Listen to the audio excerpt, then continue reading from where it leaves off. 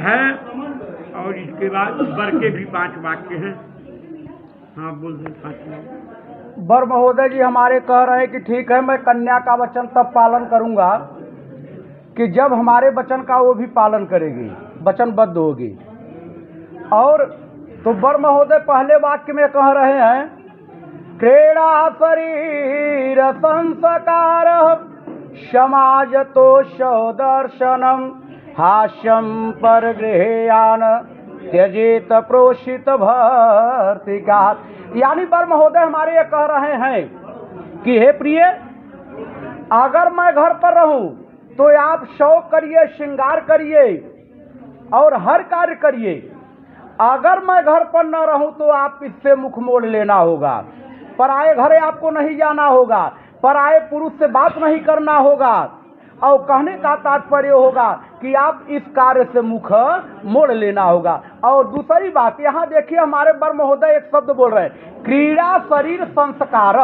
संस्कार शब्द यहाँ आया है। अभी हम लोग मंडप में बैठ रहे हैं, विवाह शादी में, अभी लोग बोल रहे हैं कन्या लोग कि हम पीएचडी की, हम ट्रिपल इंजीनियरिंग कर रहे हैं, पर संस्कार की परिभाषा कोई बताए संस्कार होता है क्या?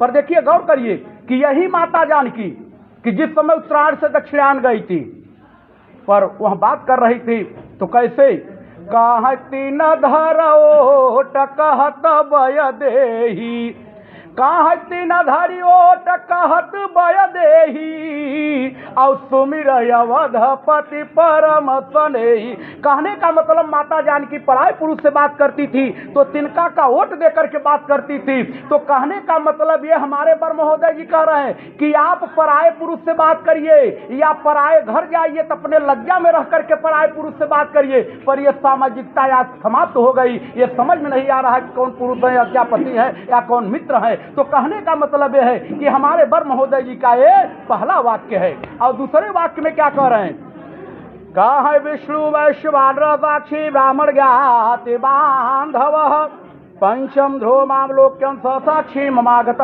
देखिए कन्या ने यहाँ 7 वचन रखी, पर 7 वचन में कोई ये प्रण या कहने का मतलब ये कि कोई प्रतिज्ञा नहीं कराई, पर हमारे वर महोदय जी वचनबद्ध भी करा रहे हैं क्या कि आज मैं आपको पत्नी रूप में स्वीकार करने जा रहा हूं। तो यहाँ 5 लोगों को साक्षी मान करके मैं जा रहा हूं। किसको? कि कहने का मतलब विष्णु वैश्वानर साक्षी, इस कलश में भगवान विष्णु है, और दूसरा ये अग्नि जो है अग्नि, दूसरा अग्निदेव, तीसरा दोनों तरफ के ब्राह्मण, चौथा कौन है? ये जाति बांधव, 5वां अगर दिवा लग्न होता है तो भगवान सूर्य साक्षी होते हैं, और रात का लग्न होता है तो ध्रुव तारा होते हैं उसके ऊपर ताकले। तो कहने का मतलब ये कि आज वर महोदय अगर कह रहे हैं कि मैं आपको लेकर जा रहा हूं, तो कहने का मतलब यहाँ 5 लोगों के बीच में तब आपको पत्नी रूप में स्वीकार करने जा रहा हूं। यह वर महोदय जी का दूसरा वाक्य है। और तीसरे वाक्य में क्या कह रहे हैं, कह तव चित्तम मम चित्त वाचा वाचन लोपये व्रते में सर्वदा देव हृदय स्वरान रे। यानी कहने का मतलब ये कि वर महोदय जी कह रहे हैं कि हे प्रिय, आज से अपना चित्त हमारे चित्त के अनुकूल रखना, यानी आज से पत्नी रूप में स्वीकार होने जा रही हो, पहले हमारे चित्त को पकड़िए। देखिए स्त्री का सबसे परम धर्म होता है क्या कि अपने पति के चित्त को पकड़े, अपने पति के विचार को पकड़े, और कहने का मतलब अपने पति के स्वभाव को पकड़े। तो कहने का मतलब ये वर महोदय जी कह रहे हैं कि आप चित्त को, स्वभाव को, विचार को पकड़िए। जैसे यही भगवान राम जिस समय अयोध्या से गए थे और जिस समय केवट ने उतार दिया नौका पर से, पर भगवान के पास 1 रुपये मुद्रिका तक नहीं था। पर देखिए माता जानकी तो नहीं बोले, माता जानकी जान गई कि आज हमारे स्वामी के पास कुछ नहीं है, पर स्वयं कह पियही असिय किय जान निहारी, और मन मुदरी मन मुदित उतारी, और कहे कृपाल ले उतराई, और केवट चरण गहे कुलाई। तो कहने का मतलब माता जी ने मुद्रिका दी, और माता जी ने जब मुद्रिका दी किसको दी? भगवान राम को दी कि स्वामी आप केवट उतराई दीजिए। पर आज की माताएं हैं पति को बोल रही आप घर पर रहिए, एटीएम दीजिए, पेटीएम अभी मैं मार्केट करके आ रही हूँ। गौर करिए, बताइए क्या माता जानकी कम बुद्धिमान थी? वो भी रेट तय कर सकती थी केवट से कि आपका उतराई कितना हुआ, 10 रुपया है, 20 रुपया हुआ। पर माता जानकी ने एक बात जान लीजिए, जहाँ पति का सम्मान नहीं होगा, जहाँ पति का सत्कार नहीं होगा, अगर वहाँ स्त्री अपना सम्मान बना रही है तो वहाँ सम्मान मिलने वाला नहीं है। ये हमारे वर महोदय तीसरा वाक्य कह रहे हैं। और चौथे वाक्य में बोल रहे हैं, कहे मम तुष्टे च कर्तव्या बंधुन भक्तिरागता मम याज्ञे परिपाले से प्रतिव्रते परायण। और चौथे वाक्य में हमारे वर महोदय जी कह रहे हैं क्या, कि आज से तुम्हारा परम कर्तव्य है कि आज एक माँ बाप को आप छोड़ करके एक दूसरे घर पर आए घर चल रही हो, वहाँ भी एक माँ बाप को छोड़ रही हो, एक माँ बाप को आप पकड़ रही हो। और दूसरी चीज, हमारे छोटे भाई साहब है, उसको अपने भाई की तरह देखिए, और सास ससुर को माता पिता की तरह देखिए, और उसके बाद कि उनकी सेवा सत्कार करिए, और हमारे बात को, हमारे वचन का कभी उल्लंघन मत करिए।